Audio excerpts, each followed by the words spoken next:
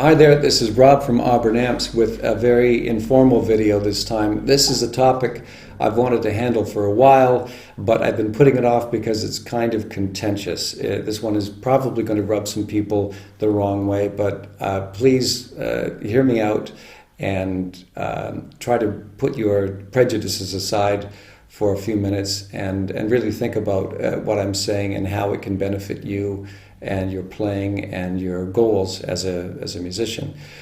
Well, tone is a term that is used a lot in marketing guitar equipment. You hear it all the time. You hear about items adding tone to your rig or things taking tone away. You especially hear this in peer-to-peer reviews for pedals and pickups and whatnot.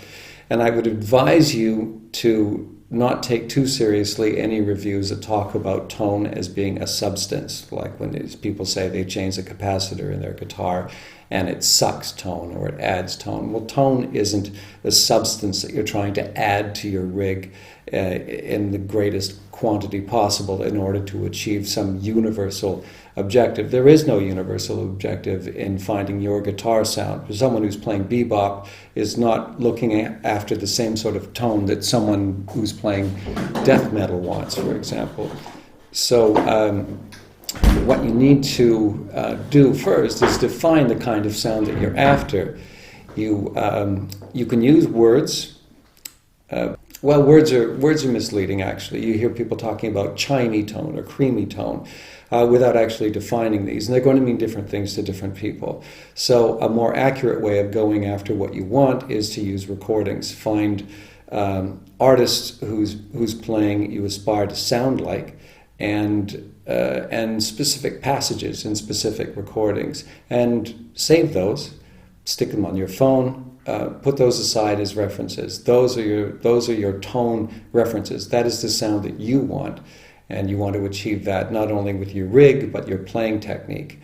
So that leads us into what aspects of your rig and your technique have the greatest impact on tone, and they are, in my opinion, 70 to 75% is in your hands. It's your technique, it's your muting, it's where you strike the strings with what, and it's not as exciting as listening to pedal reviews online, but working on your technique is going to have the greatest impact on you achieving your tone goals, really paying attention to how you interact with the strings and with the instrument itself. And that just takes time. There are all kinds of free videos on YouTube to help people with their technique.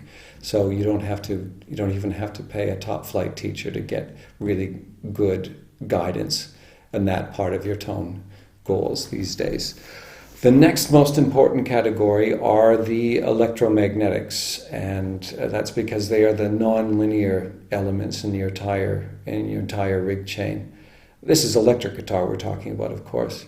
Hands are important for acoustic guitar as well, but in your electric guitar rig, electromagnetic elements are the most non-linear ones, and so they have the greatest impact on tone. What are the electromagnetic ones? Your pickups, your strings are part of that, your speakers, and to a much lesser extent the transformers, the impedances that interact with the speakers. And next down the list of things that affect tone overall, I'm talking about a straightforward rig here with a guitar into an amp, no pedals at this point. Next down the list would be everything else, tubes, passive components within the amp, and that sort of thing. Things that some people spend a lot of time dealing with, like changing tubes in their amp to go after a certain tone. They're really only dealing with maybe 10% of the total equation, maybe less than that. Their focus should really be on technique and the electromagnetic elements.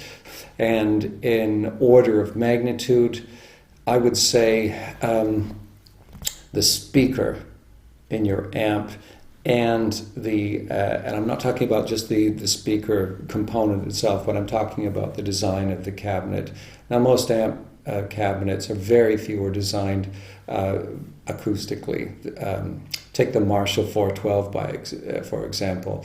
It was designed to get 4 speakers into the smallest box possible. Why did they want 4 speakers?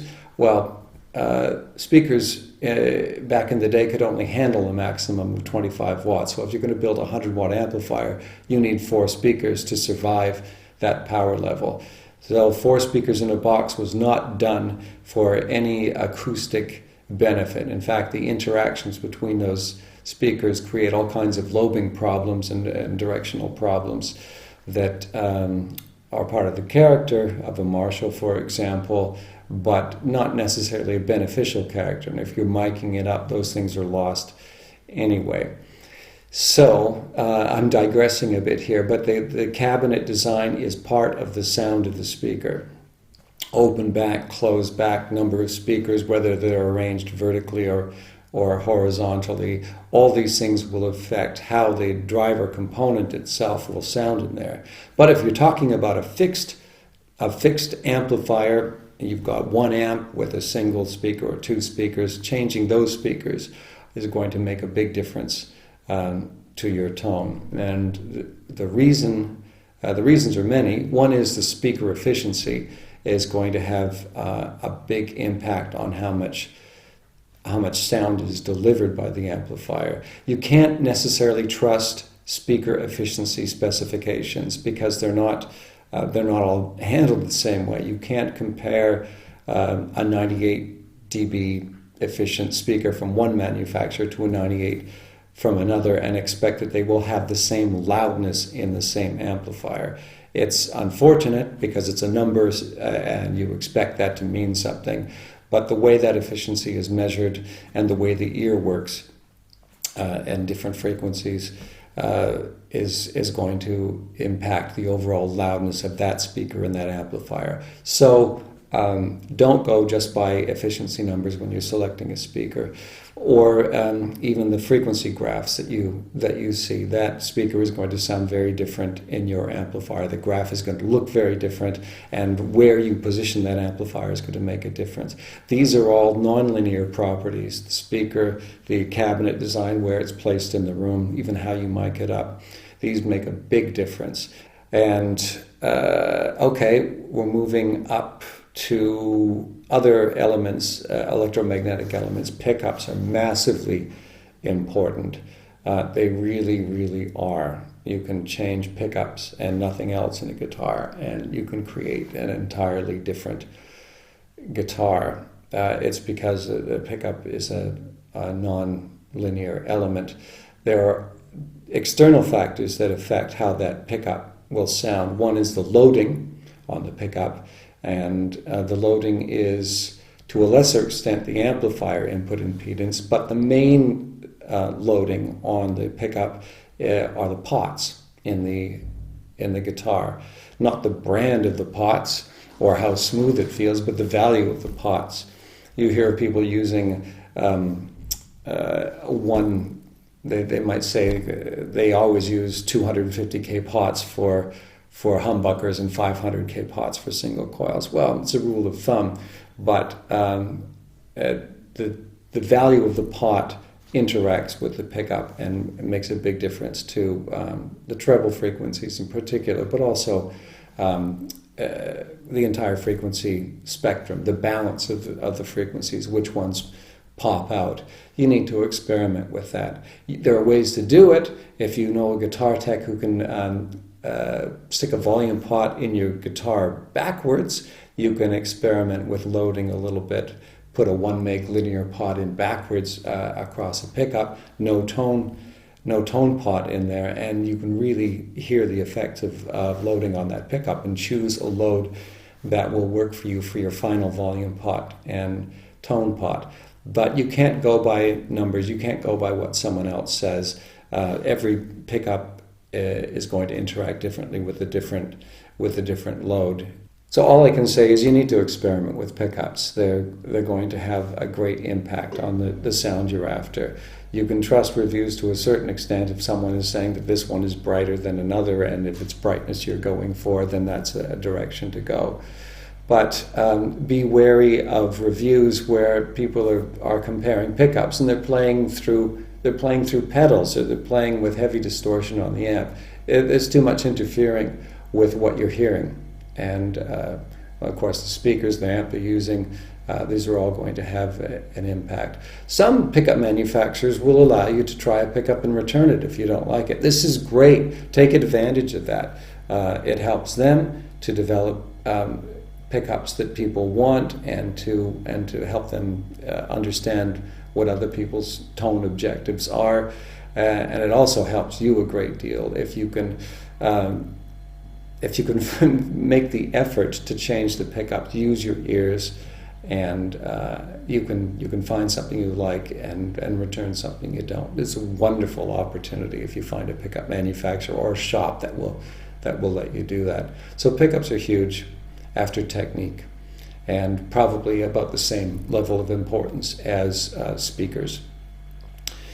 Everything else, sure, pedals, and the pedals will help you get an effect. They're called effect pedals for a reason, but sticking a pedal in that's designed to simulate the sound of a vintage tube amp and to feed that into a solid state amp, well, you're getting into a gray area where you're adding too much. If what you want is the sound of a tube amp, then get a tube amp and plug your guitar straight into it and start from there. Decide what you want to add. Pedals are additive, and pedals can give you the effects you want, but to add pedal after pedal after pedal to try to get a certain tone, you're probably running the risk of getting farther and farther away from your tone objectives. Strip everything down to basics, change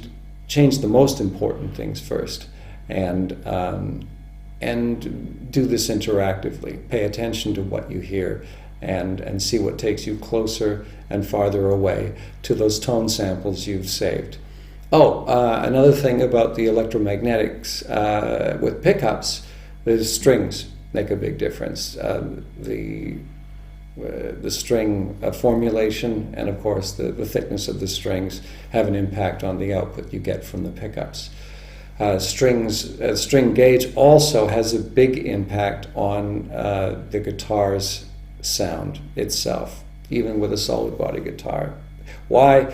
Because the tension of the strings is the tension of the entire structure of the guitar. It changes the resonance within the guitar. Even in the solid body guitar, you change to a different gauge of strings, you have a different net tension on the entire structure, and it's going to vibrate in different ways, and different frequencies will pop out.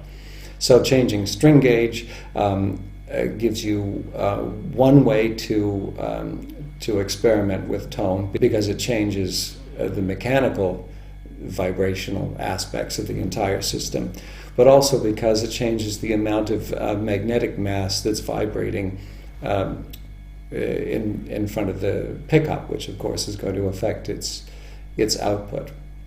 So string gauge and string formulation, nickel versus steel, for example, are good areas to experiment.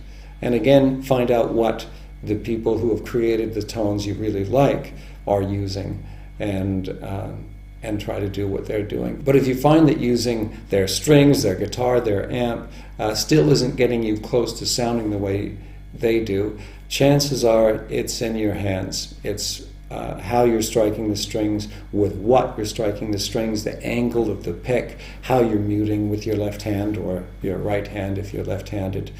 These are the kinds of things that a little bit of work will yield great benefits in getting you to where you're going with tone. So I apologize for this rambling video, but the idea was just to get this point across that tone is not a substance, it's a descriptor, and it might be best to avoid advertising sources that tell you that this item will give you tone. There's no such thing. It's a descriptor.